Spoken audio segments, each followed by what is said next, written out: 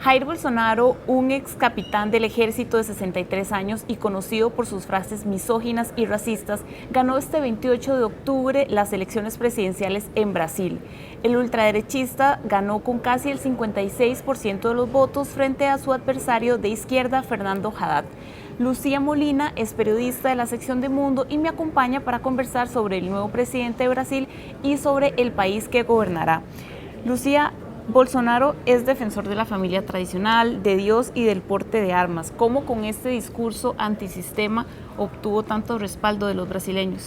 Bueno, hay que recordar que Brasil empieza, siendo el país con mayor cantidad de católicas del mundo y además la iglesia evangélica empieza a superar su crecimiento desde los 2000. Entonces tenemos una iglesia que pasa del 15% en el 2000 y pasa a un 27% en el año pasado. Digamos que esto le da una base grande, de electores que ya de por sí, por su discurso, tradicional, quieren votar por él por un rescate, de el tipo de familia, el tipo de tradiciones que quieren rescatar.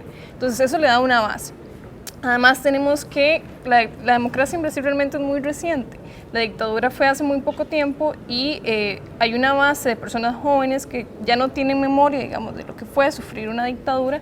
Entonces es esta base de personas que lo siguen en redes sociales que le dan además un segundo apoyo, Ya él no aparece en tele, no aparece en radio, es otro tipo de electores, son personas menores de 34 años que quieren o que buscan recuperar valores de la dictadura al igual que en su discurso. Entonces esto además se le suma. Y al finalizar, el apoyo que recibió por el mercado, él está apoyado por un ultraliberal que se llama Paulo Guedes. Entonces el mercado, las personas más ricas de Brasil lo apoyan porque además tiene un respaldo económico del mercado sobre medidas ultraliberales.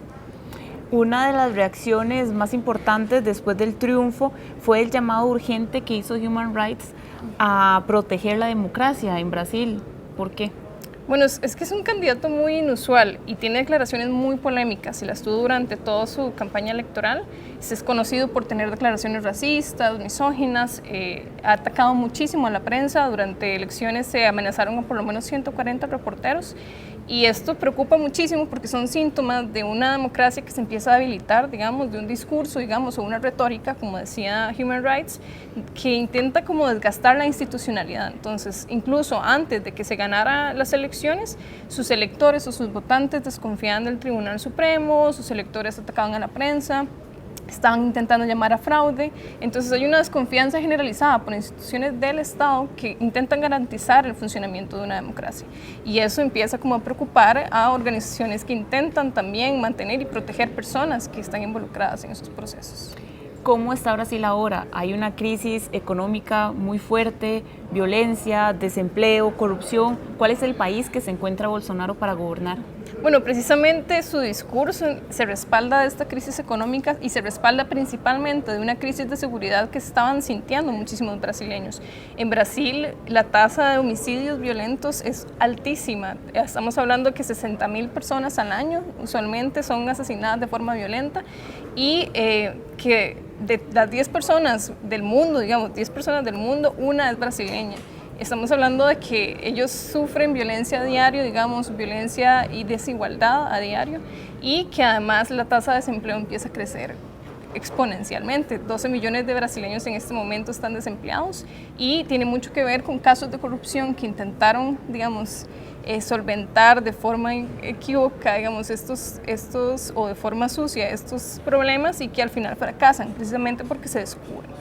Entonces tenemos el gran caso de corrupción de Brasil, que es Lava Jato, que descubre más de 100 diputados, 100 políticos que están involucrados de diferentes partidos, de todas las ideologías, y entonces empieza a crecer esta crisis de credibilidad dentro de los brasileños. Estamos hablando también de que crece, el reconocimiento de los brasileños por la corrupción como el principal problema de Brasil.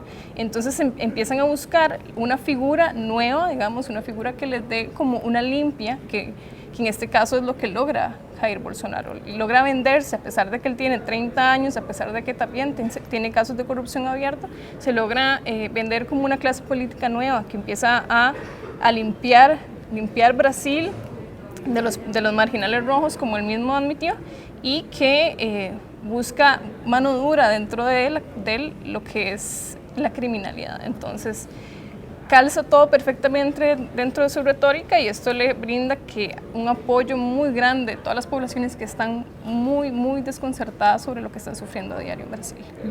En Nación.com y en nuestra versión impresa hemos publicado muchísimas noticias sobre todo este proceso y me gustaría como que le contes a la gente qué es lo que puede encontrar. Antes habíamos hablado de las frases estas que él tiene, que son increíbles, ¿verdad? Que también se puede encontrar. Entonces, bueno, ¿qué es lo que los lectores podrían ver en Nación.com sobre el candidato?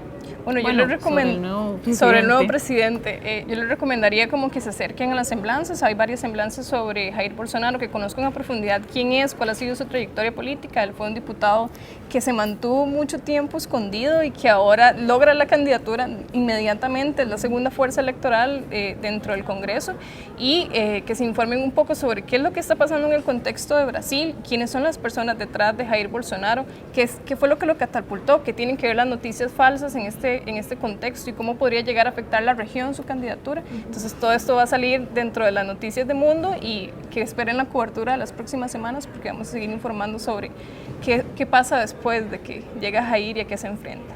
Muchísimas gracias, Lucía, y muchísimas gracias por acompañarnos. Recuerde, en Nación.com y en nuestra versión impresa está toda la información sobre lo que sucedió con las elecciones en Brasil.